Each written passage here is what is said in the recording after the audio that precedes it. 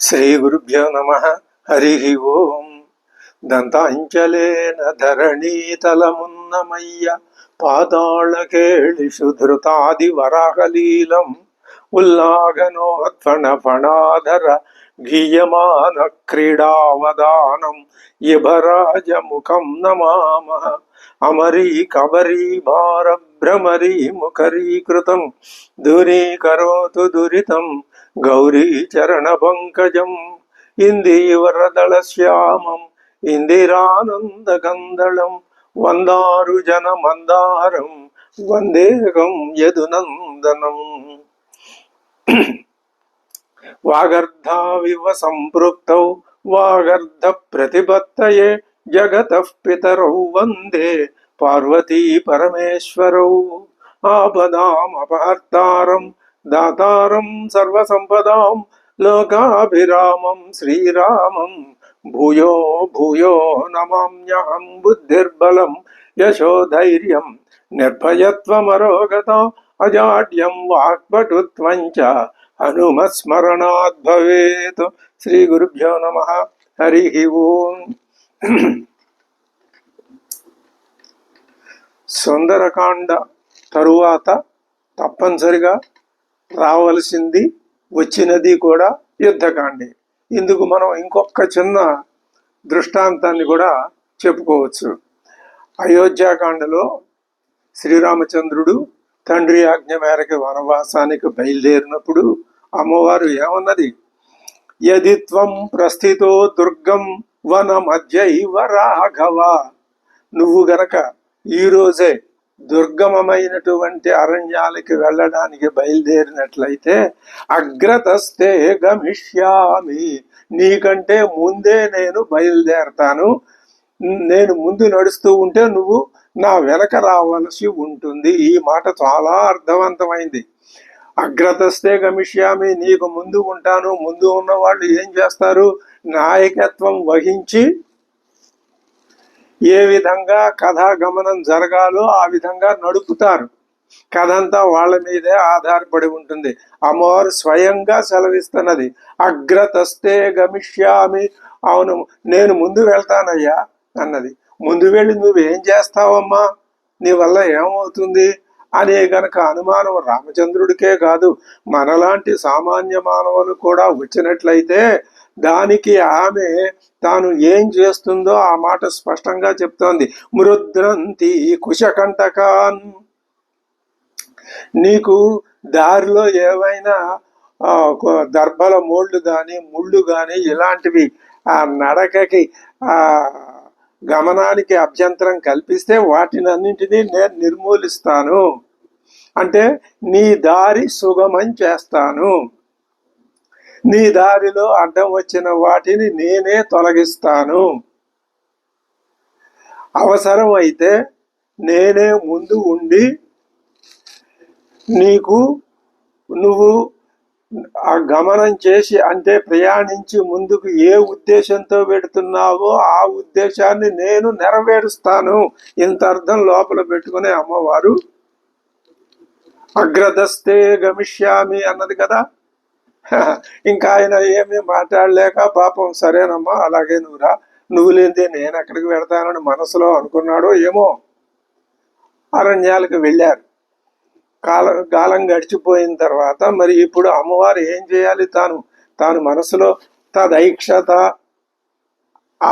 ఆ సత్స్వరూపం. అమ్మవారు అంటే సత్స్వరూపం, సత్తే. అమ్మవారు అంటే సత్ స్వరూపమే. ఉపనిషత్తు ఏం చెప్తున్నది? తదైక్షత, అది చూసింది. ఆ సత్పదార్థం చూసింది అంటే మామూలుగా ఇట్లా మనం చూసినట్టు చూడటం కాదు, ఆ చూడటం ఆలోచించింది అని. ఆ ఆలోచించటంలో సత్తు యొక్క తత్వము ఉన్నది, చిత్తు యొక్క తత్వము ఉన్నది. రెండు తత్వాలు సమ్మిళితమైన దృష్టి అది ఎక్కడైనా అంతే. రాముడు అంటే సీతతో కూడిన రాముడు అనే అర్థం, సీతమ్మ అంటే రామునితో కూడిన సీతమ్మ అనే అర్థం. ఈ రెండు దృక్పథాల్ని విడివిడిగా చూసినంత కాలం మన దృష్టికి ఒక పరిపక్వత అంటూ రాదు. ఎప్పుడైనా సరే ఏకదృష్టితో చూడవలసిందే. ఆ చూడటానికి ఎన్నైనా అభ్యంతరాలు మనకు వస్తూ ఉంటాయి. అదిగో అలాంటి అభ్యంతరాలు నీకు ఏం వచ్చినా నేను తొలగిస్తానయ్యా అన్నదిగా మరి అమ్మవారు. ఈయన ఎందుకు బయలుదేరాడు వనవాసానికి? అసలు అవతారం ధరించడానికి కారణం ఏంటి? ఇది ఎవరికి తెలుసు? ఒక్క కైకమ్మకి తెలుసు తప్ప ఇంకెవరికి తెలియదు. రాముడికి తెలుసు, ఇంకెవ్వరికీ తెలియదు. మందర తాటకలాగా ఒక నిమిత్త మాత్రురాలు, ఆవిడదేముంది పాపం. భరతుడికి తెలియదు, దశరథుడికి, ఆయనకి అంతకంటే తెలియదు. ఆయన శ్రీరామచంద్రుడు అరణ్యాలకు ఎందుకు వెళ్ళాలని కైకమ్మ ఆశించింది. ఆయన ఆయన ఎవరో కైకమ్మకి తల్లికి తెలుసును. అందుకని వెళ్ళడానికి ఒక వంక ఆ నిందని తాను భరించి ఆయన యొక్క అవతార ప్రయోజనాన్ని, అంటే రావణాసురుణ్ణి సంహరించడం అన్నదే ఏకైక ప్రయోజనం. ఆ మాట ఆయనకు దేవతలకు హామీ ఇచ్చాడు ఆయన.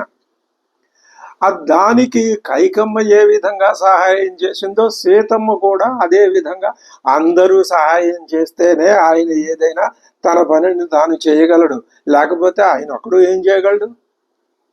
అందుకని మొత్తం కర్తవ్యాన్నంతటినీ తన యొక్క భుజస్కంధాల మీద వేసుకున్నది అమ్మవారు. మరి ఇప్పుడు ఆవిడ మాటలు నిజం కావాలిగా. నిజం కావాలంటే ఏం చేయాలి? ఏవో మారీచ వధ, మాయలేడి, ఇవన్నీ కథ జరగాలి. ఆ ప్రకారంగానే జరిపించింది. ఇక్కడ ఇంకొక విషయాన్ని కూడా మనం స్పష్టంగా అనుకుంటే అందులో తప్పు లేదు. ఇలా ఎవరంటారండి, ఎవరు అనుకుంటారండి అన్న ఆ మీమాంస అవసరం లేదు. ఏమిటి ఆ విషయం అంటే, ఒక్కటి, శ్రీరాముడు కూడా అమ్మవారు చెప్పినట్లు చేయాల్సిందే. ఎక్కడ చెప్పింది, ఏం చెప్పింది, ఈయనేం చేశాడు అది కథలో ఎక్కడా కనపడదు కథలో. కానీ ఆ గమనం గనక మనం జాగ్రత్తగా పరిశీలించి చూస్తే నడిపించేది అమ్మవారు, నడిచేది అయ్యవారు అని మనకి ఎక్కడో ఒక స్ఫురణ అర్థము వస్తుంది. అది అటువంటి భావన మనకు కలిగితే మనం సాధనలో ముందుకు వెళ్ళినట్లే. ఎప్పుడైనా స్వార్థమే మనకి ప్రధానం. ఏమిటా స్వార్థం? మనం ఏదో విధంగా ఇందులో నుంచి బయటపడాలి. నిరంతరం మనం అదే లక్ష్యంతో ఉండాలి. అక్కడ జరిగే దాన్ని అంతటినీ మనకి ఆ విధంగా అన్వయం చేసుకోవాలి. ఇది సాధకుడుగా మన యొక్క కర్తవ్యం. యదిత్వం ప్రస్థితో దుర్గం వనం అజైవ రాఘవ అగ్రతస్తే గమిష్యామి మృద్రంతి కృషకంటకాన్. ఏం చేస్తాను? నీ మార్గాన్ని నేను సుగమం చేస్తాను. నేను ఎక్కడెక్కడికి వెడతానమ్మా? నువ్వు లంకకు వెడతావుగా. నీ వెనకాల నేను లంకకు వస్తే నీ మార్గాన్ని నేను సుగమం చేసినట్టు ఎట్లా అవుతుంది? స్పష్టంగా అర్థమవుతోంది అమ్మవారి యొక్క హృదయం ఏమిటో. మరి నువ్వు రావణాసురుణ్ణి చంపాలి అంటే లంకకు నువ్వు వెళ్ళాలి. లంకకి నువ్వు వెళ్లే మార్గాన్ని నేను కుశకంటకాదులన్నింటినీ పరిగరించుకుంటూ ముందు నేను వెళ్ళాలి. అది అమ్మవారి యొక్క ఆ మాటల్లో ఉన్న అంతరార్థం. అది జరగాలి అంటే తప్పనిసరిగా సుందరకాండ తర్వాత యుద్ధకాండ రావాల్సిందే. ఎందుకని? సుందరకాండలో అమ్మవారు ఎక్కడుందో తెలిసిందిగా ఆయనకి. ఇంకా ఆయన బయలుదేరి ఇప్పుడు 2 ప్రయోజనాలు అయినాయి. ఒకటి, అమ్మవారిని మళ్ళీ తన దగ్గరికి తెచ్చుకోవటం, దానికి అడ్డమైనటువంటి రావణ పరిహారం. ఈ 2 జరగాలి ఇప్పుడు. అందుకని తప్పనిసరిగా సుందరకాండ తర్వాత అరణ్యకాండలో కూడా ఇంకో మాట అన్నది ఎవరు? సీతమ్మ. ఇప్పుడు మనం సీతమ్మ యొక్క తత్వం అర్థం చేసుకున్నాం. అసలు సీతమ్మ ఎవరో మొట్టమొదటి బాలకాండలోనే చెప్పాడు వాల్మీకి మహర్షి. ఏమని చెప్పాడు అంటే, రామస్య దయిత భార్య నిత్యం ప్రాణ సమాహిత అని చెప్పాడు. మొట్టమొదటే నారదుడు సంక్షిప్త రామాయణాన్ని వాల్మీకి మహర్షికి ఉపదేశిస్తూ, అలా శ్రీరామచంద్రుడు తండ్రి యొక్క మాట విని తల్లిని సంతృప్తి పరచడం కోసం ఈయన అరణ్యాలకు వెళ్ళాడయ్యా అని చెబుతూ, ఆయనతో పాటే ఆమె కూడా రామస్య దయిత భార్య సఖి నిత్యం ప్రాణ సమాహిత. మూడున్నాయి విశేషణాలు. ప్రాణ సమాహిత, ప్రాణంతో సమానమైనది. ఎవరికి? రాముడికి. దేంతో సమానం? ప్రాణంతో సమానం. ప్రాణం అంటే రాముడి ప్రాణం సీతే. సీత విడిచే వేరే ప్రాణం లేదు ఆయనకి. శివశక్త్యా యుక్తో శివుడు శక్తితో కూడినట్లయితేనే జీవించి ఉంటాడు. శక్తి ఇక్కడ ప్రాణం. సీతమ్మ శక్తే, శక్తే ప్రాణం. ఆమె ఉంటేనే ఆయన తన వ్యవహారాలన్నీ చక్కబెడతాడు. లేకపోతే ఆయనేం లేదు, ఆయన తత్వమే లేదు, ఇంకా ఆయనే ఉండడు. కాబట్టి ప్రాణ సమాహిత. ఇంకా రెండు ఉన్నాయి, దయిత, భార్య. దయిత అన్న భార్య అన్న ఒకటే, కానీ అమరకోశం చిన్న తేడా ఒకటి చూపించింది. దయతే చిత్తం ఆదత్తే ఇది దయిత అన్నది. దయితం దాన్ని స్త్రీలింగ శబ్దం చేసి ప్రయోగిస్తున్నాం మనం భార్య అనే అర్థంలో. దయతే చిత్తం, దయ దాన గతి రక్షణ హింస దానేషు, హింస దానేషు. అంటే హృదయమునకు ప్రియమైనది. దయిత ప్రియమైనది, ప్రియురాలు అని అర్థం చెప్తోంది అమరకోశం.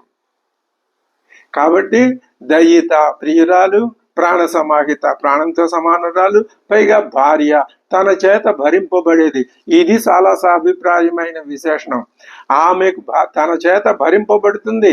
ఆమెకు ఏ ఆపద కలిగినా, ఆమెకు కలిగే కష్ట సుఖాలన్నింటికీ తానే బాధ్యుడు. ఆమెకు సుఖం కలిగితే తన వల్లనే కలగాలి, ఆమెకు కష్టం కలిగితే తానే ఆ కష్టాన్ని పోగొట్టాలి. మరి ఇన్ని రకాలుగా ప్రముఖ పాత్ర వహించినటువంటి అమ్మవారు సీత రామస్య దయిత భార్య నిత్యం ప్రాణ సమాహిత జనకస్య కులే జాత. ఇంకొక ముఖ్యమైన మాట చెప్తున్నాడు వాల్మీకి, దేవ మాయేవ నిర్మిత. మాయ, మాయ అంటే ఏది లేదో అది మాయ. ఏది లేదో యా మా సా మాయ అని చెప్పారు పెద్దలు నిర్వచనం. ఆ లేనిదే మాయ. లేనిది మాయ ఎలా అవుతుందండి అంటే, అక్కడ ఒక రజ్జు ఉంది, కానీ నీకు అది రజ్జువుగా కనపడటం లేదు. ఎలా కనపడుతుంది? సర్పంగానే కనిపిస్తుంది. నువ్వు ఎంతసేపు చూసినా దానికి ఆ సర్పంగా కనపడటానికి అనుకూలమైన పరిస్థితుల్లోనే నువ్వు చూస్తున్నావు. కాబట్టి నీకు సర్ప అన్యమైన బుద్ధి కలగటం లేదు. కాబట్టి పైగా సర్పం అంటే ఏమిటో నీకు అనాది కాలం నుంచి చక్కటి అలవాటు ఉంది. కాబట్టి నీకు అది సర్పమే, నువ్వు సర్పమనే అంటున్నావు తప్ప ఇంకొకటి అనుకోవట్లేదు. కానీ అది సర్పం కాదు. ఎప్పుడు తెలుస్తుంది నీకు? ఒక మహానుభావుడు ఎవరైనా వచ్చి నాయన చూడు అని చెప్పి అక్కడ ఏదైనా ఒక లైటో అదో అంటే నీ మనసులో జ్ఞానం కలిగిస్తే అజ్ఞానం పోయి, ఆహా ఇదా నిజం, దీనికి నిజం, మరి నేను ఎంతకాలం ఎందుకని సర్పం అనుకున్నాను, అదే మాయ. లేని దానిని చూసి ఉన్నది అనుకోవటమే మాయాశక్తి. అలాంటి మాయాశక్తి అమ్మవారు దేవమాయేవ నిర్మిత. దేవమాయలాగా, దేవమాయ అంటే దేవతలని కూడా మోహింప మాయాశక్తి, సమ్మోహ శక్తి, సమ్మోహన శక్తి. అటువంటి దేవతల్ని కూడా మోహింపజేసే శక్తి ఎవరికి ఉన్నది? శ్రీ మహావిష్ణువుకే ఉన్నది. ఎలాగా? ఆ మోహం అనేసరికి స్త్రీత్వ భావం రావాలి.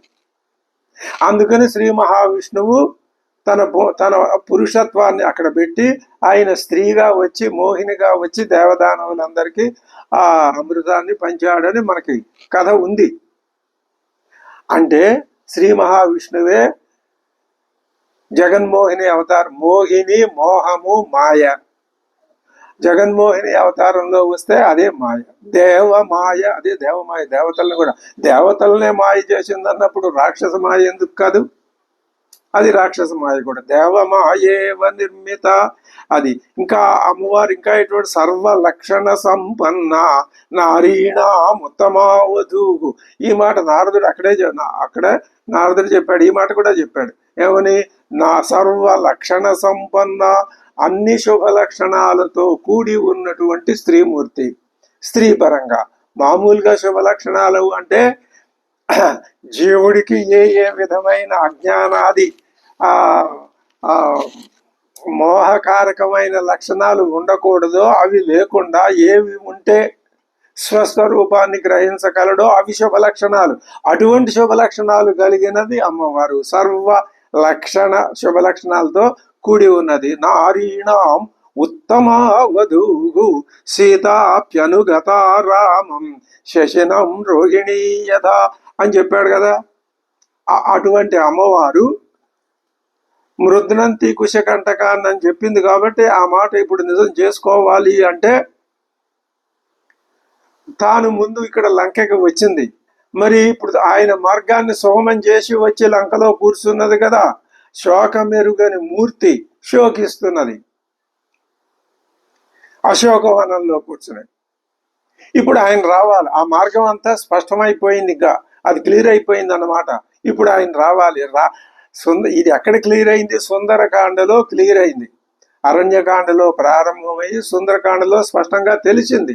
తెలిసేసరికి ఇప్పుడు ఇంకేం చేయాలి? శ్రీరామచంద్రుడు రావాల్సిందే, రావణాసురుణ్ణి పరిమార్చవలసిందే, అమ్మవారిని గ్రహించవలసిందే. మరి ఈ విధంగా సుందరకాండ తర్వాత అరణ్యకాండలో కూడా ఇంకొక మాట అన్నది అమ్మవారు రావణాసురుడితో, తస్మిన్ సహస్రాక్ష సమప్రభావే రామే స్థితే కార్ముక బాణపాణిన. ఆఖరి హెచ్చరిక, భయంకరమైన హెచ్చరిక చేసింది అమ్మవారు.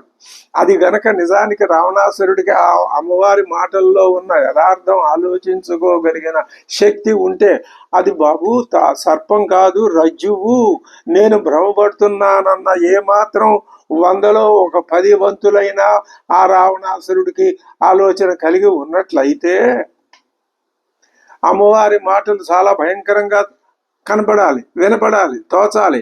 ఏమంటున్నది? తస్మిన్ సహస్రాక్ష సమప్రభావే. ఆ రాముడు ఎలాంటి వాడు అనుకుంటున్నావు? హెచ్చరిక చేస్తున్నది.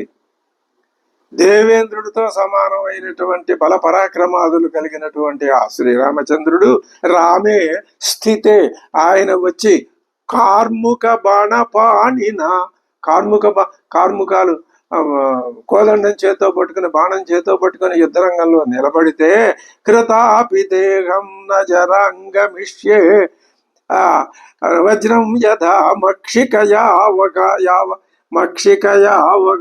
అవగారణం. ఒక ఈగ ఉంది, అది ఏం చేసింది? చిన్న వజ్ర పొడిలో ఒక చిన్న రజన ముక్క, అదేదో బియ్యపు గింజ అనుకుని తింది. అది దానికి అరుగుతుందా? అరగలేదు. నువ్వు కూడా నన్ను అపహరించుకుని నన్ను తీసుకొచ్చావు. నా హంజరాంగమిషే, నేను నీకు అరుగుదల కాను, నువ్వు నన్ను జీర్ణం చేసుకోలేవు. వజ్రం యథా మక్షిక యావగీరణం. కాబట్టి నేను స్పష్టంగా చెప్తున్నాను, నీకు శ్రీరామచంద్రుడు వచ్చి యుద్ధరంగంలో కోదండం చేతబూని నిలబడితే నిన్ను రక్షించేవాడు ఎవడు ఉండడు. ఇప్పుడే చెప్తున్నాను, నన్ను తీసుకుని వెళ్ళి స్వామికి అప్పచెప్పు, నువ్వు బతికిపో అని చెప్పింది అమ్మవారు. కాబట్టి ఎక్కడ చెప్పింది? రావణాసురుడు ఆమెను భర్షించడానికి, తర్జింపడానికి పొద్దున్నే వచ్చేశాడు. చాలా విపులంగా వర్ణించారు అక్కడ.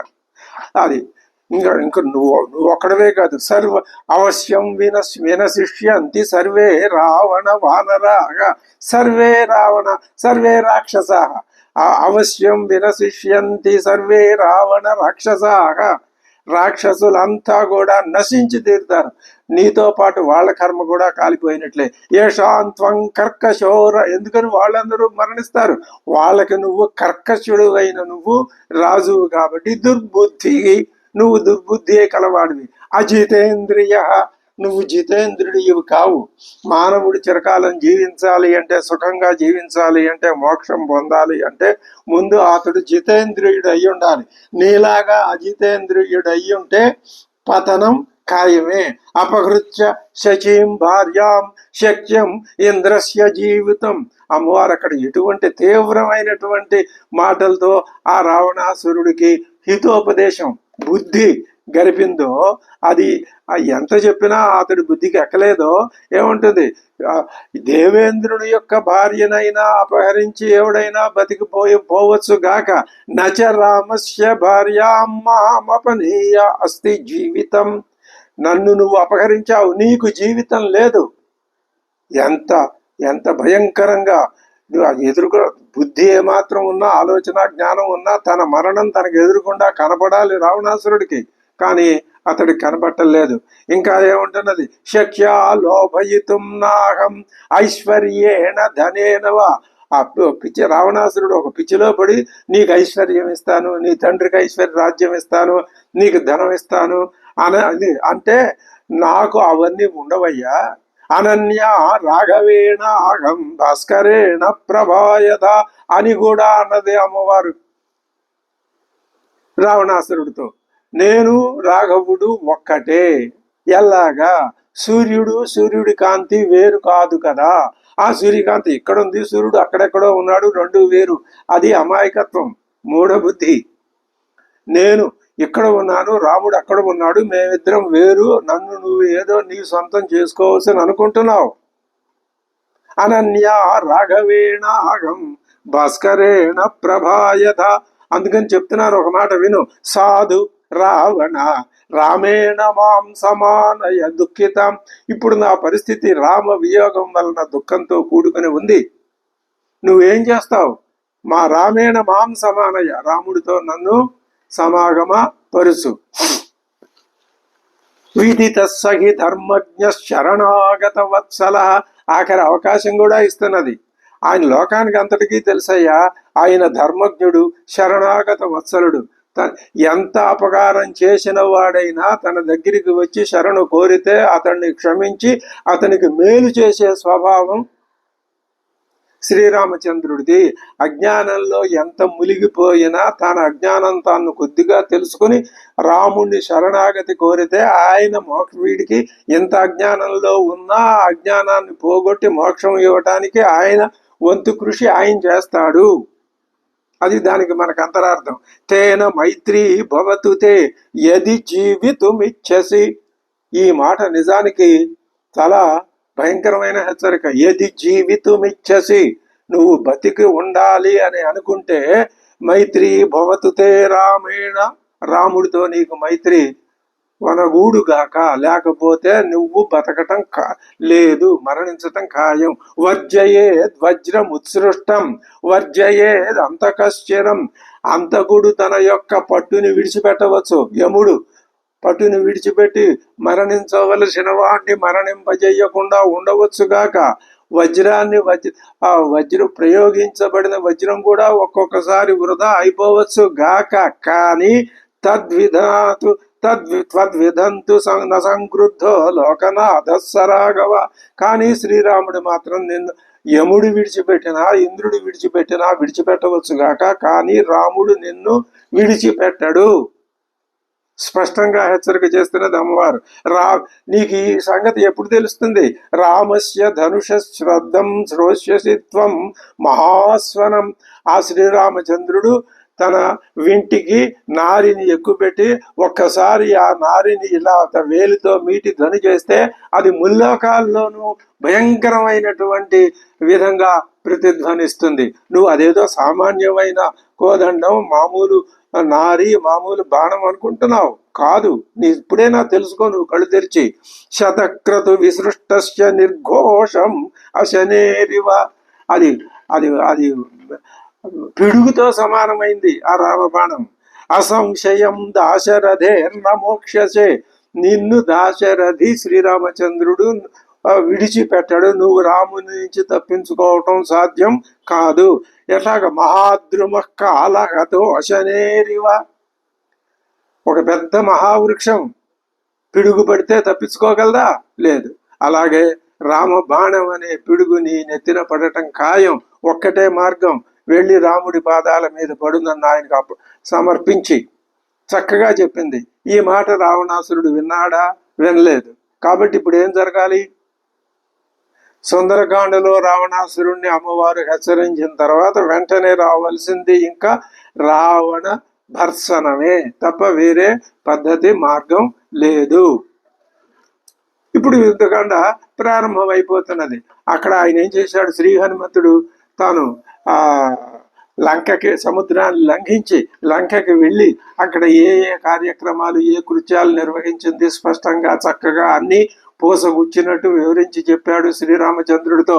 చెప్పి అప్పుడు విన్నాడు శ్రీరామచంద్రుడు. అంటున్నాడు, శ్రుత్వా హనుమతో వాక్యం యథావదభిభాషితం రామప్రీతి సమాయుక్తో వాక్యముత్తరమబ్రవీతు.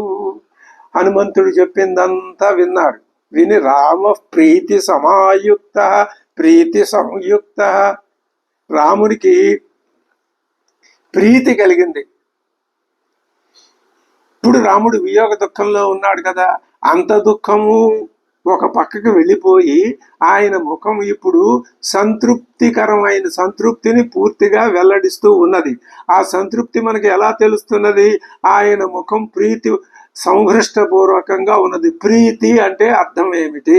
దీనికి అమరకోశం ఒక చెప్పింది. అందులో ముత్ప్రీతి ప్రమదో హర్ష ప్రమోద ఆమోద సమ్మదాగ స్యాత్ ఆనంద దురానంద శర్మ శాత సుఖానిచ.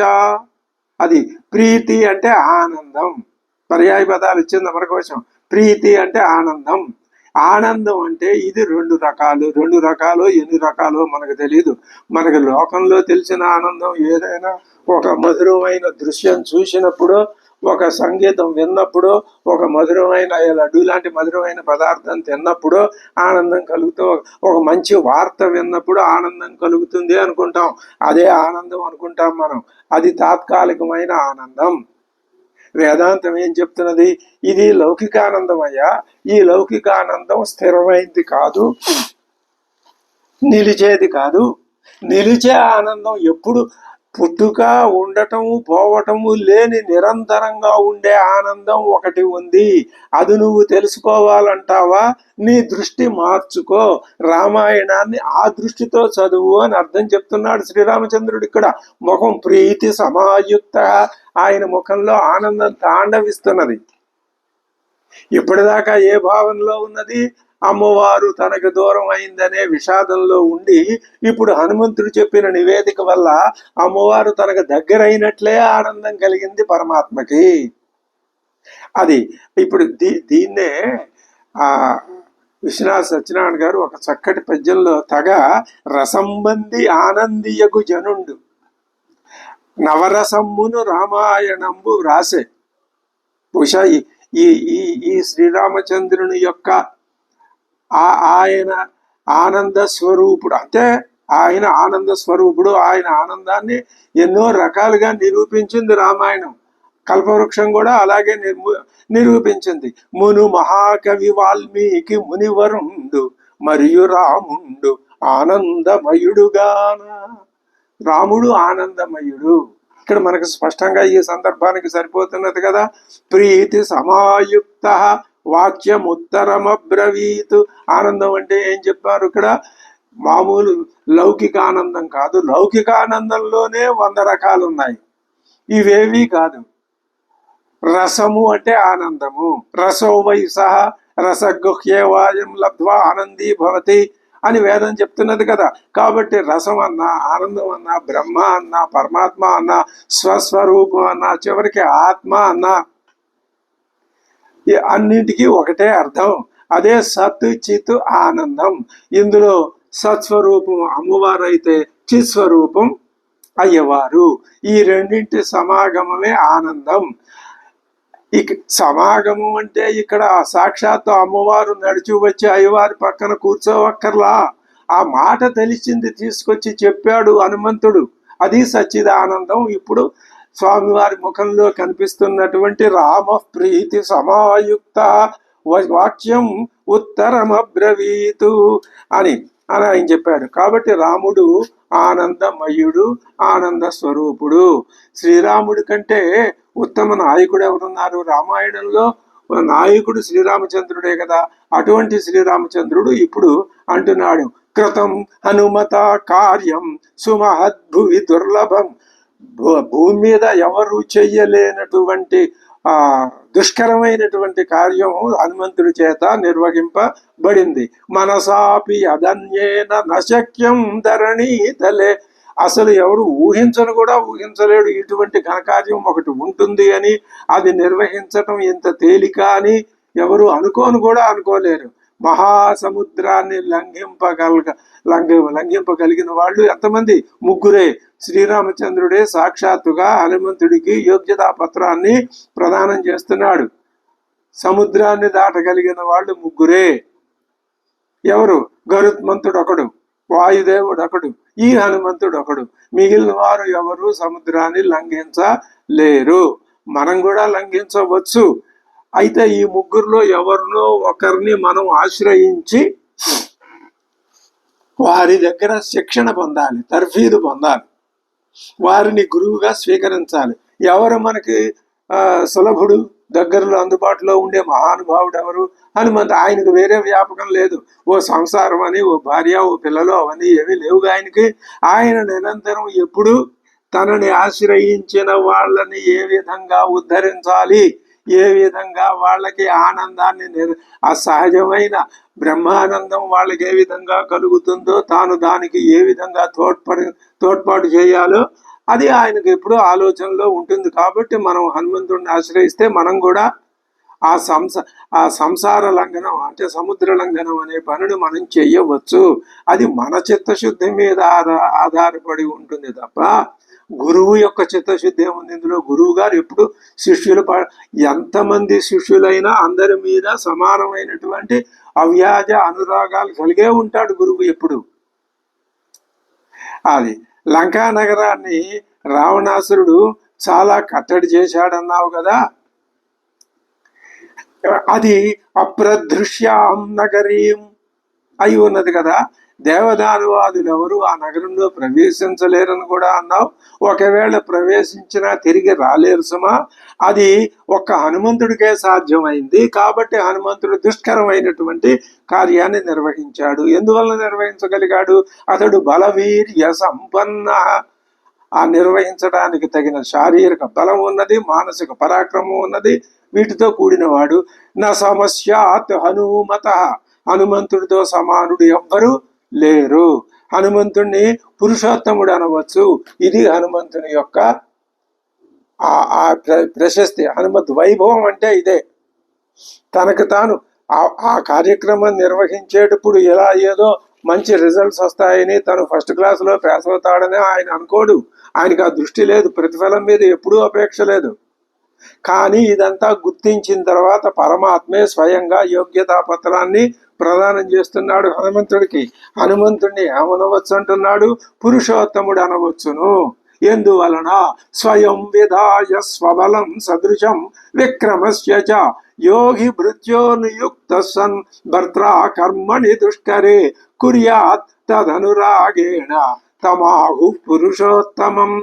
అది తన బలాన్ని వ్యక్తీకరించి పరాక్రమాన్ని ఉపయోగించి తనని ఏ యజమాని అయితే ఈ పని నువ్వు చెయ్యి అని ఆ పనిలో నియోగిస్తాడో అటువంటి యజమానికి సంతృప్తి కలిగే విధంగా దుష్కరమైనటువంటి ఆ కర్మని నిర్వహిస్తాడో అతడు పురుషోత్తముడు. ఇగో హనుమంతుడు ఆ విధంగా చక్కగా స్పష్టంగా చేశాడు. ఈ హనుమంతుడు తన కార్యక్రమాన్ని ఎలా నిర్వహించాడు అంటే, నాత్మా లఘుతాం నీత సుగ్రీవశ్చాపి తోషిత. ఎక్కడా హనుమంతుడు తనను తాను తక్కువ చేసుకోలేదు. మరి లేకపోతే లఘుత్వాన్ని, అమర్యాద, అపకీర్తి తెచ్చే పని ఏది ఆయన చేయలేదు. పైగా సుగ్రీవుని యొక్క ఆజ్ఞ కూడా సంపూర్ణంగా నెరవేర్చాడు. ఆయన కూడా సంతోషించాడు. తన గౌరవానికి భంగం కలగకుండా రాక్షస సంహారం చేసి వచ్చాడు హనుమంతుడు. ఇతడు ఎందుకని నాకు సంప్రీతిని కలిగించాడు అంటే, వైదేహి యొక్క జాడని నాకు తెలిపాడు. ఆ వైదేహి జాడని నాకు తెలపడం ద్వారా ఏం జరిగింది? నా ప్రాణాలు కాపాడాడు. ఇది ఎంత అద్భుతమైన విషయం. మనం అసలు ఇటువంటి స్థితిని మనం ఊహించం. శ్రీరాముడు అంటున్నాడు, నా ప్రాణాలు నిలిపావు నాయన హనుమంత, అమ్మవారి జాడ తెలిపి. లేకపోతే ఇప్పటిదాకా అమ్మవారు ఎక్కడ ఉన్నదో అనేటటువంటి వియోగ దుఃఖం ఒకటి, తెలియలేదు, జాడ తెలియదు అనేటటువంటి ఆ మనస్సుకు కలిగే ఆందోళన ఒకటి. వీటి వల్ల నేను మరణాన్ని పొంది ఉండవచ్చు, కానీ నన్ను మరణించకుండా చేసిన వాడివి, గొప్పవాడివి నువ్వు, నా ప్రాణాలు కాపాడావు. అదే చెప్తున్నాడు, అహంచ రఘువంశు. నువ్వు చేసిన ఉపకారం ఎంతటిదో నాయనా తెలుసా హనుమంత? అహంచ రఘువంశశ్చ లక్ష్మణశ్చ మహాబలః వైదేహ్యాహ దర్శనేనాద్య. నిజంగా దర్శనం కలగలేదు కదండి, నిజంగా దర్శనం కలిగకపోయినా కలిగినట్లే హనుమంతుడు స్పష్టంగా చక్కగా అక్కడ ఉన్న వివరాలు, అమ్మవారు ఎలా ఉన్నది, ఏం బాధపడుతున్నది, ఎంతటి దీర్ఘ విచార దశలో నిమగ్నురాలై ఉన్నది, రాక్షసులు ఏ విధంగా బెదిరిస్తున్నారు, రావణాసురుడు ఏ విధంగా ఘోరంగా, ఇవన్నీ చెప్పాడుగా. కాబట్టి ఇప్పుడు అమ్మవారు ఉన్న స్థితి ఎదుర్కొండా కళ్ళకు కట్టినట్లుగా ఆ శ్రీరాముడికి హనుమంతుడు వివరించి చెప్పాడు కదా. ఇతడు వైదేహ్య దర్శనేన అద్య ధర్మత పరిరక్షిత. మేమంతా రక్షింపబడ్డామయ్యా. ఒక్క హనుమంతుడు ఎంత గొప్ప కార్యక్రమాన్ని నిర్వహించాడో తలుచుకుంటే అద్భుతం, శరీరం ఒళ్ళు పులకరించిపోతుంది. అది మనకి హనుమంతుడి మీద కలగవలసినటువంటి గౌరవం, అది హనుమద్ వైభవం అంటే అది.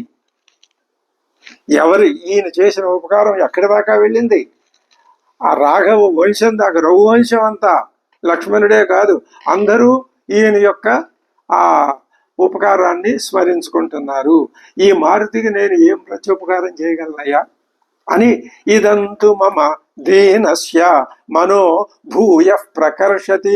నేను దీనత్వ స్థితిలో ఉన్నాను, నా మనస్సు ప్రకర్షతి, ఉత్సాహంగా ముందుకు వెళ్తున్నది. యదిహాస్య ప్రియాఖ్యాతు, నాకు ప్రియమైన వార్తను తీసుకొచ్చి ఆఖ్యానం చేసి చెప్పినటువంటి ఈ హనుమంతుడికి నాకు మీ సదృశం ప్రియం, ఎటువంటి ప్రియాన్ని నేను, నా సదృశమైన సమానమైన తగినటువంటి ఇష్టమైనటువంటి ప్రియ కార్యక్రమాన్ని నేను చేసి ఆయన్ని సంతృప్తి పరచగలను. ఒకటే చేస్తాను, ఏష సర్వస్వభూతస్తు పరిష్వంగో హనుమత. సర్వస్వం, ఇది నా యొక్క సర్వస్వం. పరిష్వంగం అంటే రాముడు ఇవ్వగలిగినదంతా హనుమంతుడికి ఇక్కడే మోక్షం సంభవించింది.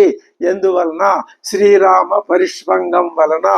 ఏష సర్వస్వభూతస్తు, సర్వము ఇదే, సృష్టి ఇదే, స్థితి ఇదే, లయము ఇదే, ఈ బ్రహ్మాండ అండపిండ బ్రహ్మాండాలంతా ఇదే, దీనికి మించింది కూడా ఇదే. ఈ సృష్టికంతటికి స్వరూపం ఇదే. ఏది? ఈ ఆశ్లేషం. సర్వస్వభూ, ఇదే సర్వస్వం. అటువంటి పరిష్వంగో హనుమత మయా కాలమిమం ప్రాప్య దత్తస్య మహాత్మన. నేను కాలం ప్రాప్య, సకాలంలో యథానుకూలంగా శ్రీ హనుమంతుడికి నా యొక్క పరిష్వంగాన్ని నేను ప్రదానం చేస్తున్నాను అని ఇత్యుక్త్వా ప్రీతి సంహృష్టాంగ. ప్రీతి అనే మాట ఆనందతరంగితమైనటువంటి శరీరంతో రామస్తు పరిషస్వజే, శ్రీరామచంద్రుడు హనుమంతుణ్ణి పరిషస్వజే కౌగిలించుకున్నాడు. హనుమంతం మహాత్మానం కృతకార్యం ఉపాగతం. తాను ఏ పనిని నియోగించబడ్డాడో ఆ పనిని పూర్తి చేసి తిరిగి వచ్చినటువంటి హనుమంతుడికి ఏమి కానుక ఇవ్వాలి, ఆయన రుణం ఏ విధంగా తీర్చుకోవాలి, లోకానికి ఏ విధంగా తన కృతజ్ఞతని చాటుకోవాలి, హనుమంతుని వైభవాన్ని ఏ విధంగా లోకానికి చాటాలి అంటే హనుమంతుడు అమ్మవారిని దర్శించి వచ్చాడు, అమ్మవారిని దర్శించి వచ్చి అయ్యవారిని దర్శించాడు, ఈ ఇద్దరిని ఏకకాలంలో దర్శించాడు. అంటే ఆత్మ దర్శనం అయినది హనుమంతుడికి. అది ఎట్లా జరిగింది? అదే శ్రీరామచంద్రుని యొక్క ఉపగోహనం హనుమంతుడికి లభించింది. ఇదే ఆత్మ దర్శనం. ఇందుకే మనం హనుమంతుడిని గురువుగా, ఎవరైతే మనకంటే ఆ పెద్ద పరీక్షలో బాగా ఉత్తీర్ణుడు అవుతాడో ఆయన దగ్గర మనం చదువుకుంటే మనం కూడా ఆ పరీక్షలో ఉత్తీర్ణం కాగలం. ఇది లోకంలో ఉన్న ధర్మమే కదా. కాబట్టి మనం హనుమంతుని యొక్క అడుగుజాడల్లో రాముణ్ణి అమ్మవారిని చేరుకోవాలి. ఇందులో ఏ ఒక్కటి విడిచిపెట్టే విషయం కాదది. అది సీతమ్మ జాడ తెలిసింది. కానీ కథన్నామ సముద్రస్య దుష్పారస్య సంభవ. వెంటనే విషయం మార్చేశాడు స్వామివారు. అయిపోయింది అక్కడికి. ఒక క్షణం ఇదంతా. ఒక క్షణంలో హనుమంతుడు ఆయన కౌగిలించుకున్నాడు. ఆ ఆనందాన్ని ఈయన పొందాడు, ఆయన పొందాడు. మరి ప్రపంచం అంతా ఆనందమయం అయిపోయి ఆనందంలో మునిగిపోయింది. ఇంకెక్కడుంది మిగతాదంతా? లేదు, ఉన్నదే అది. ఇదంతా ఆభాస, ఇదంతా సర్పం లాంటిదే. నిజంగా సర్పం లేదు అక్కడ. నిజంగా సర్పం ఉంటే అది కాటేస్తుంది, చస్తాడు వాడు. ఇక్కడ సర్పం లేదు, లేని సర్పం ఏం కాటేస్తుంది? ఉన్నదేమిటి? రజ్జువే. రజ్జువే అంటే ఆనందమే. ఉన్నది పరమాత్మ స్వరూపమే. అది ఇక్కడ స్పష్టంగా యుద్ధకాండ మొదట్లోనే నిరూపించేశాడు శ్రీరామచంద్ర. పరమాత్మ పరబ్రహ్మ. ఈ వానరుల ఇప్పుడు ఇక మళ్ళీ లౌకికంలోకి వస్తున్నాడు. ఇదే అద్భుతం. శ్రీ వాల్మీకి మహర్షి యొక్క రచనా సంవిధానం అది. మళ్ళీ లౌకికంలోకి వచ్చి, అవునయ్యా హనుమంత బాగానే ఉంది నువ్వు చెప్పిందంతా, మరి ఇప్పుడు ఈ సముద్రం ఒకటి ఉంది కదా మధ్యలో, నువ్వైతే దాటావనుకో, ఈ వానర వీరులంతా వీళ్ళందరినీ ఎలా దాటించి తీసుకెళ్లాలయ్యా అవతలకి, ఎలాగా నాయన హనుమంత, ఈ సముద్రాన్ని వానరులు ఎలా లంఘిస్తారు అని సీతమ్మ కూడా నీతో అన్నది కదా, ఆవిడికి కూడా ఇదే విధమైనటువంటి అనుమానం వచ్చింది కదా అని అన్నాడు అని దీర్ఘాలోచనలో పడ్డాడు శ్రీరామచంద్రుడు. ఇప్పుడు ఏం చేయాలి? శ్రీరామచంద్రుడిలో మళ్ళీ ఒక విధమైన నిర్వేదం అంకురించి పొటమరించి కనిపిస్తున్నది. ఇప్పుడు ముందుకు వచ్చాడు సుగ్రీవుడు. ఆయనకి కర్తవ్యం. ఇప్పటిదాకా హనుమంతుడు శ్రీరాముని మధ్య జరిగిన అద్భుతమైన లోకోత్తరమైన సామాన్యులెవరు ఊహించలేని ఒక ఘట్టం జరిగింది. ఇది తర్వాత నేనున్నానంటూ ముందుకు వస్తున్నాడు సుగ్రీవుడు. ఈయన ఆ బాధ్యతను మీద వేసుకున్నాడు. ఏ బాధ్యతని? శ్రీరాముడు ఇప్పుడు ఏం చేయాలి ఆయన కర్తవ్యాన్ని ఆ పక్కన పెట్టి మళ్ళీ విచారంలోకి మునిగిపోయేసరికి ఈయన ముందుకొచ్చి ఈయన అంటున్నాడు, ఏమంటున్నాడు? ఓ మహావీరా, ఒక సామాన్యుడు వలె నువ్వెందుకు దుఃఖిస్తున్నావయ్యా? కింత్వం సంతప్యసే వీరా యథాన్య ప్రాకృతస్తథా. ప్రాకృతుడు ఏ విధంగా దుఃఖిస్తాడో నువ్వు ఆ విధంగా దుఃఖిస్తున్నావా? ఎందుకు అలా దుఃఖిస్తున్నావు? కింత్వం సంతప్యసే వీరా యథా అన్య ప్రాకృతస్తథా మైవం భూ త్యజ సంతాపం. ఇలా ఉండకు నువ్వు. త్యజ సంతాపం. నీలో ఉన్న దుఃఖాన్ని, ఆ నిర్వేదాన్ని, ఆ నిరుత్సాహాన్ని విడిచిపెట్టు. ఇప్పుడు అమ్మవారు ఎక్కడ ఉందో మనందరికీ తెలిసింది కదా. ఇంకా తెలిసినప్పుడు ఇంకా ఇంతకు ముందు దాకా తెలియదు కాబట్టి ఆందోళన పడ్డాము. ఇప్పుడు ఆ లంకలో ఉన్నదని తెలిసింది కదా, ఏం చేయాలి? ఇది కర్తవ్య ఉన్ముఖీకృతుణ్ణి చేయడం అంటే. ఆయన మాటి మాటికి అమ్మవారిని తలుచుకుంటూ కూర్చుంటాడు ఒక చోట. అటు లక్ష్మణుడు గాని, ఇటు సుగ్రీవుడు గాని, అటు హనుమంతుడు గాని వీళ్ళందరూ వచ్చి మళ్ళీ ఆయన్ని ఉత్సాహపరిచే మళ్ళీ ఆయన ముందు ఉంటారు. ఆ రాముడు ముందుంటేనే కదా వెనక వీళ్ళందరూ వెళ్ళగలిగేది. ముందు ఎవరు రాకపోతే ఆయన లేకపోతే వీళ్ళు ఎక్కడికి వెళ్తారు? కాబట్టి రాముణ్ణి ప్రోత్సహించి ముందు నిలుపుకోవాల్సిన బాధ్యత కూడా వీళ్ళ మీదే ఉన్నది. ఇప్పుడు అమ్మవారు ఎక్కడుందో తెలిసింది కదా అంటున్నాడు సుగ్రీవుడు. ఇంకా పరితాపం అక్కర్లేదు స్వామి, నువ్వేం చేస్తావంటే మతిమాన్ శాస్త్రవిత్ ప్రాజ్ఞ పండితశ్చాసి రాఘవ. నువ్వు మతిమంతుడివి. నీ అంతటి మేధాశక్తి ఎవరికి ఉన్నదయ్యా? శాస్త్రవితు. మేధాశక్తితో పాటు శాస్త్ర పాండిత్యం ఉన్నది. పైగా ప్రాజ్ఞ, తెలియటం, ప్రాజ్ఞ, ప్రకృష్టమైన జ్ఞానం ఉన్నది నీకు. పండితశ్చాపి. మరి సదసత్ విచక్షణ జ్ఞానం, అదే పండితుడు. బుద్ధి ఎటువంటిది ఉంటుందో సదసద్ వివేకం, అది సదసత్తులను గురించినటువంటి పాండిత్యం ఎవరికి ఉంటుందో వాడు పండితుడు. నువ్వు అటు పండితుడివి కూడా. మనం ఓ పని చేస్తాం, ఈ సముద్రాన్ని అవలేలుగా మనం దాటి వేయగలం. మన సైన్యం ఎటువంటిది అనుకున్నావు? నీకు ఏ విధమైనటువంటి అనుమానం ఇందులో అక్కర్లేదు. ఈమె శూరాగా సమర్థాశ్చ సర్వే నో హరియూధపాహ. మన ఈ వానర యూధపులందరూ శూరులు, ఇంకా సమర్థాశ్చ సామర్థ్యం గలవాళ్ళు. ఏ పని అప్పచెప్పిన వాళ్ళు చేయవలసిన పనిలో సరి అయినటువంటి సమర్థత గలవాళ్ళు వాళ్ళు. త్వత్ప్రియార్థం కృతోత్సాహక ప్రవేష్టుమపి పావకం. అగ్నిలో దూకమన్నా దూకుతారు వాళ్ళు. ఎందుకు వాళ్ళకి అంత ఇది? ఈ విషయం మనకి ఇంతకుముందు చర్చలోకి వచ్చింది. వానరులు వాళ్ళంతా దేవత ప్రభావం వలన భూలోకంలో అవతరించిన వాళ్ళే అని మనకి బాలకాండలోనే చెప్పారు. అటువంటి వానరులు ప్రయోజనాపేక్ష. వానరులు అంటే తాము ఏ విధమైన కార్యక్రమంలో పాల్గొనాలో ఆ కార్యక్రమాన్ని గురించి సరి అయినటువంటి అవగాహనతో కూడిన లక్షణాలు కలిగిన బుద్ధి ప్రసాదం కలవాళ్లే వానరులు. తద్వ్యతిరేకమైనటువంటి కామక్రోధాదులు వాళ్ళల్లో లేవు. కాబట్టి వాళ్ళంతా కూడా ఎటువంటి వాళ్ళు? సమర్థులు. త్వత్ప్రియార్థం కృతోత్సాహ. నీకు ఆనందం కలిగించటం కోసం వాళ్ళు ఉత్సాహంగా ముందుకు వస్తున్నారు. ఇప్పుడు నువ్వేం చేయాలి? నువ్వేం ఆలోచించాలో తెలుసా? విక్రమేణ సమానిష్యే సీతాం హత్వా యథా యథా రిపుం రావణం పాపకర్మాణం తథా త్వం కర్తుమర్హసి. ఇప్పుడు నువ్వు సీతమ్మ వారిని గురించి విచారించి ఆలోచించుకుంటూ కూర్చుంటే ఆ సమయం మించిపోతుందయ్యా. ఇప్పుడు దానికి ఇది సమయం కాదు. ఏ విధంగా మనం సముద్రం దాటి లంకలో అడుగుపెట్టి ఆ రావణాసురుణ్ణి సంహరించి అమ్మవారిని మళ్ళీ సగౌరవంగా తెచ్చుకోగలమో దాని గురించి నువ్వు ఆలోచించాలి. దానికి నాకు ఒక ఆలోచన వస్తున్నది, చెప్పంటావా? చెప్తాను విను. సేతురత్ర యథా బధ్యేత్ యథా పశ్యేమతాం పురీం. మనం ఆ పట్టణం చేరుకొని ఆ పట్టణంలో యుద్ధం చేయాలి అంటే, సముద్రం దాటాలి అంటే సేతురు అత్ర యథా బధ్యేత్, ఈ సముద్రం మీద సేతువు నిర్మించాలి. ఆ సేతువుని ఎలా నిర్మించాలనే విషయాన్ని గురించి నువ్వు ఆలోచించాలి. తస్య రాక్షసరాజస్య తదాత్వం కురు రాఘవ. నువ్వు ఆ విధమైన ఆలోచన చెయ్యి. నువ్వు అది మనం లంకలో అడుగు పెట్టాము అంటే ఏమవుతుంది? హతంచ రావణం యుద్ధే ఇత్యుపధారయ. ఈ మాట మీద గట్టిగా నొక్కి చెప్తున్నాడు. మనం లంకలో అడుగు పెట్టాము అంటే రావణ అంతం జరిగిందన్నమాట. యతి ఉపధారయ్య, తెలుసుకో, నేను నీకు విజ్ఞప్తి చేస్తున్నాను, నీ ముందు పెడుతున్నాను అని చెప్తున్నాడు. ఎందుకు గాని మనం ఏం చేయాలి అంటే సేతు నిర్మాణం చేయాల్సిందే. సేతుర్బద్ధం సముద్రే చ యావల్లంకా సమీపత స్వరం సర్వం తీర్ణంచ వై సైన్యం జతమిత్యుపధారయ. సేతువు కట్టి మనం అవతలకి వానర సైన్యాన్ని అంతటితో సహా అవతలకి వెళ్ళాము అంటే లంకని జయించినట్లే అని కూడా ఉపధారయ.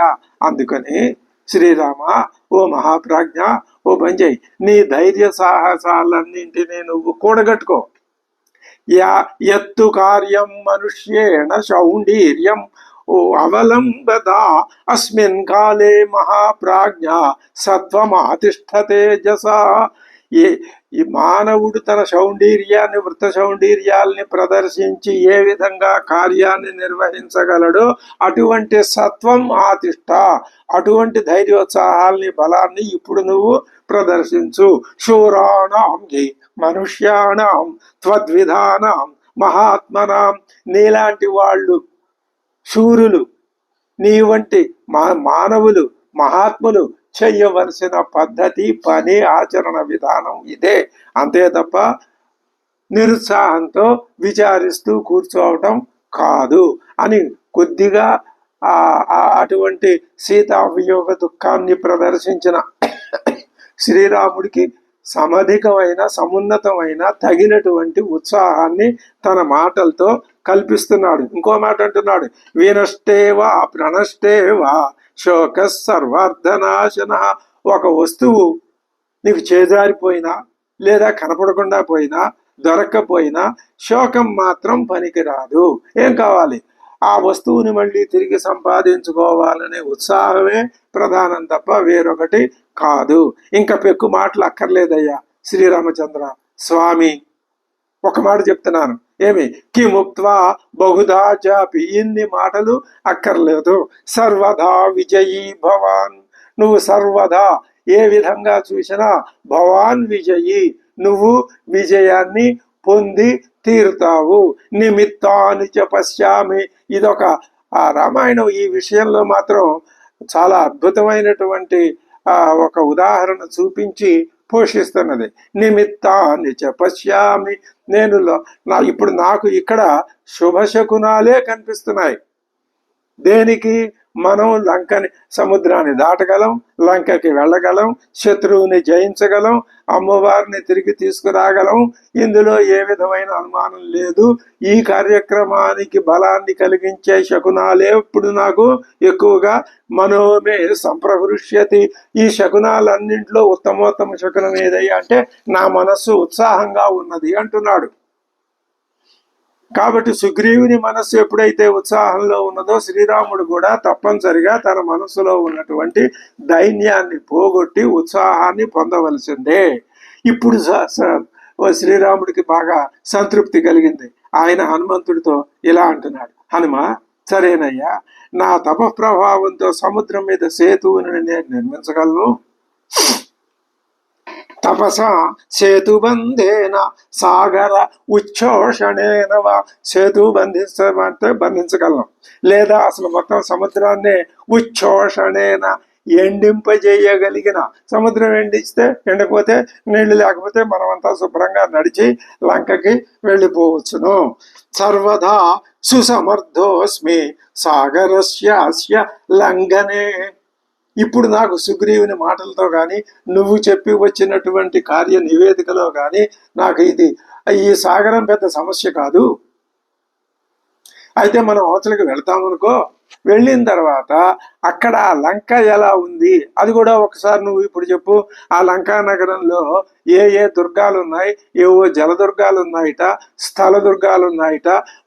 దుర్గాలు ఎన్ని రకాలుగా ఉంటాయో ఆ రావణాసురుడికి బాగా తెలిసినట్లుంది.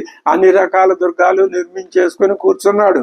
అవి ఎన్ని ఉన్నాయి, ఎక్కడెక్కడ ఉన్నాయి, ఒక్కొక్క దుర్గం యొక్క బలం ఎలా ఉంటుంది, దాని స్వరూపం దాని స్వభావం ఎలా ఉంటాయి. నువ్వు రావణాసురుడి బలపరం, ఆ బలం యొక్క శక్తి యొక్క హద్దులు కొలతలు ఎంతో నువ్వు చూశావు కదా. ఆ లంకానగర రక్షణ వ్యవస్థ అంతా నువ్వు చూశావు కదా. రావణుడి బలం తెలుసు, లంకానగర రక్షణ ఎలా ఉందో తెలుసు, లంకా నగరంలో దుర్గాలు ఎన్నున్నాయో ఏమున్నాయో అవి కూడా నీకు తెలుసు. సర్వం ఆచక్ష్వ తత్వేన, యథార్థంగా దాని స్వరూపం ఏమిటో ఇప్పుడు నువ్వు ఒకసారి బయట పెడితే నేను దానికి తగినటువంటి ఉత్సాహపూరితమైన ఆలోచనలు చేయగలను. అలాగే అన్నాడు శ్రీ హనుమంతుడు. ఏమంటున్నాడు అని ఇక ఆయన లంకా నగరం యొక్క ద్వారాలను గురించి చెప్పాడు, ప్రాకారాలను గురించి చెప్పాడు, అగడతలను గురించి చెప్పాడు. ఆ అగడతల మీద వంతెనలు ఉన్నాయట, ఆ వంతెనల గురించి కూడా చెప్పాడు. రక్షణ వ్యవస్థను చెప్తున్నాడు. అనేక వేల మంది రాక్షసులు బాగా బల సంపత్తి కలిగిన వాళ్ళ నగరాన్ని ఎప్పుడూ నిద్రాహారాలు మానేసి రక్షణ చేస్తూ ఉంటారయ్యా అని చెప్తూ, ఆ నగరవాసులు కూడా చాలా ఆనందంతో ఎప్పుడు ఉత్సాహంతో ఉరకలేస్తూ ఉంటారయ్యా. రావణాసురుడు కూడా ఒక ముక్కలో చెప్పాలంటే ఎలాంటి వాడో చెప్తాను విను. స్వయం ప్రకృతి సంపన్న, ఆయనకి ప్రకృతి సంపన్నుడు అంటే ప్రకృతి ఏ ఏ విధాలైనటువంటి బల పరాక్రమాదుల్ని ఇలాంటి లక్షణాలని ఒకడికి ఇస్తుందో ఆ ప్రకృతి ఇవ్వబడిన లక్షణాలన్నీ కలవాడు శ్రీరామచంద్రుడు. ప్రకృతికి ఆ తేడా ఏముంది, తాను ఎక్కడెక్కడ ఏది నిక్షిప్తం చేయాలో అది నిక్షిప్తం చేసేస్తుంది. అర్హత ఉన్నవాడు పొందుతాడు, లేనివాడు పొందలేడు.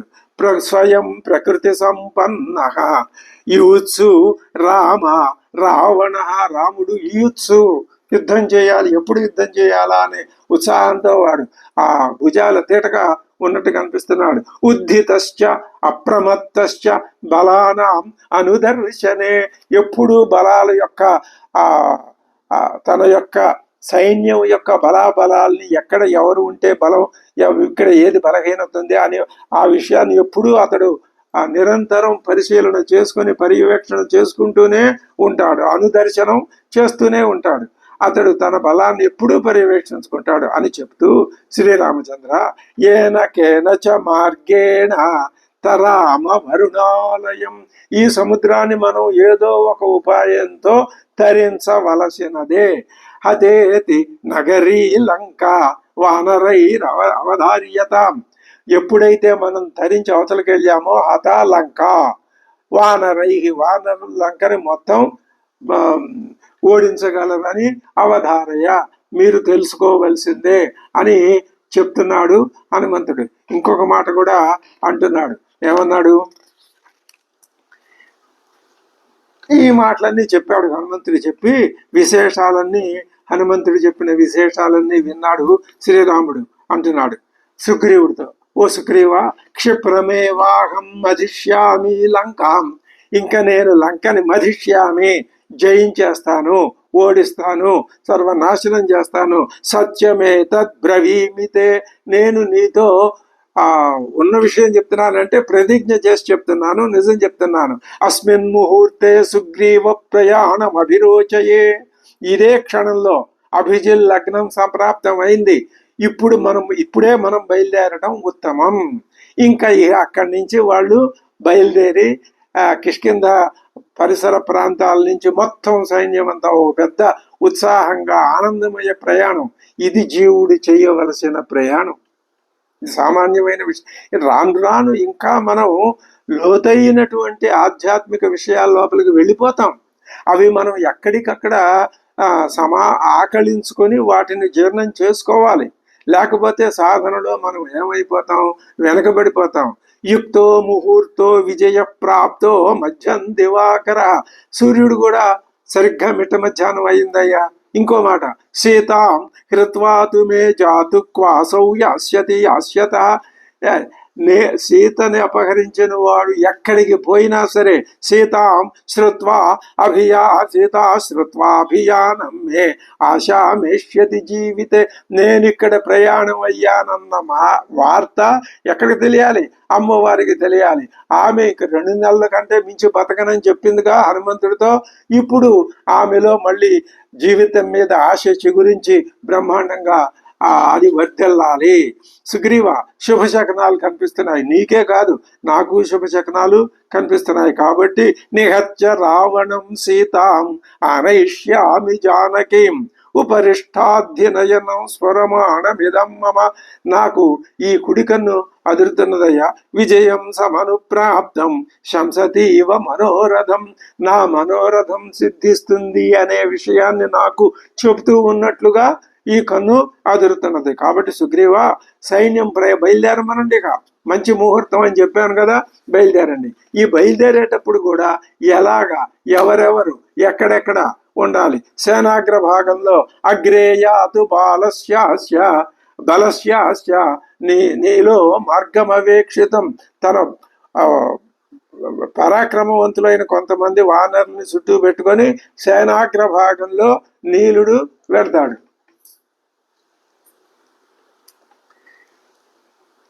చల్లని వాళ్ళు వెళ్ళే దారిలో నీరుడు ఎలాంటి దారిలో నడిపిస్తాడో తెలుసా?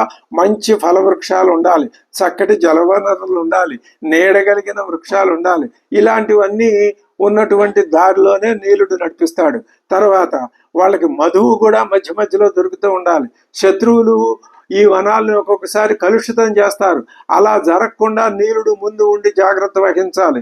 శత్రువులు పొంచి ఉండి కూడా దాడి చేయవచ్చు. అది కూడా కనిపెట్టి నీలుడు దానికి తగిన ప్రతిక్రియ చెయ్యాలి. ఈ అగ్రభాగంలోనే గజస్య గిరి సంకాశో గవయస్య వీళ్ళు కూడా ఆ నీలుడి వెంట ఉండి నడిపిస్తారు. తర్వాత వృషభుడు కుడివైపున ఉంటాడు. వానర సైన్యానికి ఎడమ వైపున దుర్జయుడు ఉంటాడు. ఆ తర్వాత గంధమాదనుడు వీళ్ళు ఉంటారు. అయితే బలం మధ్యలో బలమధ్యేహం బలౌఘమభిహర్షయన్ అధిరుక్ష్య హనుమంతం ఐరావతమివేశ్వర. నేను హనుమంత వాహనం మీద కూర్చుని, అంటే హనుమంతుని యొక్క భుజస్కంధాల మీద కూర్చుని సైన్యం మధ్యలో ఉంటాను. అది ఎలా ఉంటుంది అంటే ఐరావతం మీద ఇంద్రుడు కూర్చున్నట్లే అని తనే ఉపకారం. లక్ష్మణుడు అంగదుని భుజస్కంధాల మీద కూర్చుంటాడు. సుగ్రీవ, నువ్వు పలకి ఎక్కి మా పక్కనే ఉండు, మనం ముగ్గురం మధ్యలో ఉంటాం. ముందు నీలుడు ఉంటాడు. కుడివైపున ఎవరుంటారు అంటే దుర్జయుడు, గంధమాదనుడు, వాళ్ళు ఎడమ వైపున ఉంటారు. కుడివైపున వృషభుడు కాపలా కాస్తాడు. ఇంకపోతే వెనక సైన్యానికి వెనక భాగంలో జాంబవంతుడు, శిషేనుడు ఉంటాడు. ఇది ఒక మహా సైన్యం. మధ్యలో ఎవరున్నారు? పరమాత్మ ఉన్నాడు. ఇది వింటూ ఉంటే మనకు ఏది గుర్తొస్తుంది? ముండకోపనిషత్తు చెప్పింది, బ్రహ్మైవేదం అమృతం పురస్తాత్ బ్రహ్మ పశ్చాత్ బ్రహ్మ దక్షిణతశ్చ ఉత్తరేణ అధశ్చ ఊర్ధ్వంచ ప్రసృతం బ్రహ్మైవేదం విశ్వమిదం వరిష్టం. అద్భుతమైనటువంటి విషయం. బ్రహ్మ సర్వత్రా ఉన్నది. నీలుడు రూపంలో ముందు, మిగిలిన సైన్యాధిపతుల రూపంలో ముందు, వెనక, కుడి ఎడమల మధ్య. దాన్నే మనం ఇంకా ఉపరిష్టాతు అధస్థాతు కూడా తీసుకోవచ్చు. అంటే ఇది సంపూర్ణంగా శ్రీరామచంద్ర పరబ్రహ్మ లోకంలో ఉన్నటువంటి కామక్రోధాది దుర్గుణాల్ని లేకుండా చేసి లోకానికంతటికి స్వస్వరూప జ్ఞానం కలిగించటానికి వెడుతున్నాడు అని మనం ఒక ఉపనిషత్ మంత్రం ద్వారా ఈ వానర సైన్య ప్రయాణం మధ్యలో పరమాత్మ కూర్చుని ఉండటాన్ని, హనుమంత వాహనం మీద కూర్చుని ఉండట, ఇక్కడి నుంచే హనుమంత వాహనం అనే ఆ ట్రెడిషన్ ప్రారంభమైందనమాట. అది మనం భావన చేస్తే ఖచ్చితంగా మనకి ఉపనిషత్ మంత్రం యొక్క అర్థం ఇక్కడ స్పష్టంగా కనిపిస్తున్నది. ఇది పరమాత్మ యొక్క సందేశము. ఇక సైన్య, ఇప్పుడు శ్రీరాముడి ఆజ్ఞల్ని శిరసావహించండి అని సుగ్రీవుడు అందరినీ ఆజ్ఞాపించాడు.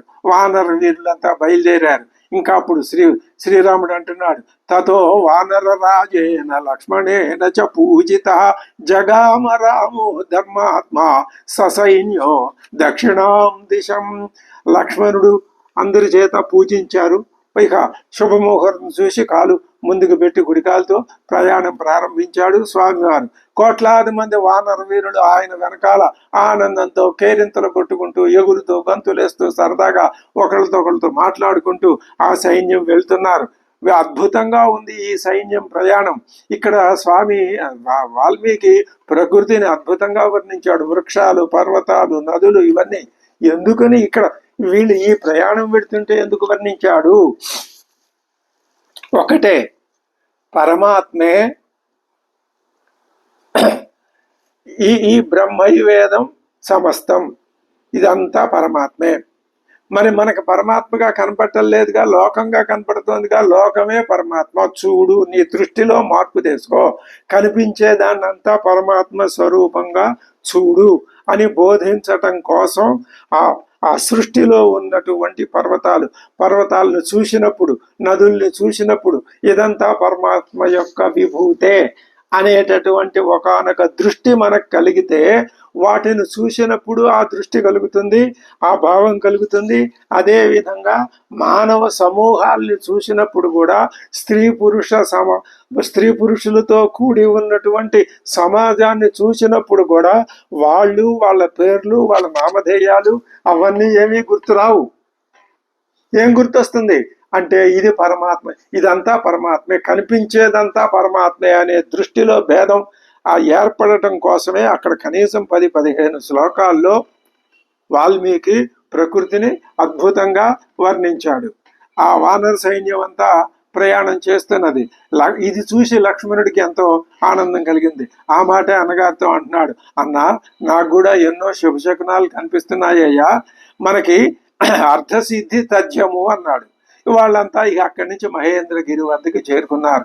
అంటే సముద్రం యొక్క ఉత్తర తీరానికి చేరుకున్నారు. సముద్రం దాటితే దక్షిణ తీరానికి వెళ్తారు. మహేంద్రమథ సంప్రాప్య రామో రాజీవలోచన అధ్యారోహం మహాబాగు శిఖరం ద్రుమభూషితం. శ్రీరామచంద్రుడు ఆ పర్వతం మీదకి ఎక్కి అక్కడి నుంచి చూస్తే సాగరం కనిపించింది. ఆ సాగరాన్ని ఆయన తీక్షణంగా తేరిపారా చూశాడు. అందరూ మళ్ళీ ఆ గిరిశిఖరం మీద నుంచి కిందకి దిగి వచ్చారు. శ్రీరాముడు సుగ్రీవుడితో అంటున్నాడు, సుగ్రీవ ఏతే వయం అనుప్రాప్తాః సుగ్రీవ వరుణాలయం. ఇప్పుడు మనం ఏం చేయాలి అంటే ఈ సముద్రాన్ని దాటాలి. ఈ దాటడానికి ఎలాగా అని మనం ఆలోచించాలి అని ఒక మాట అన్నాడు.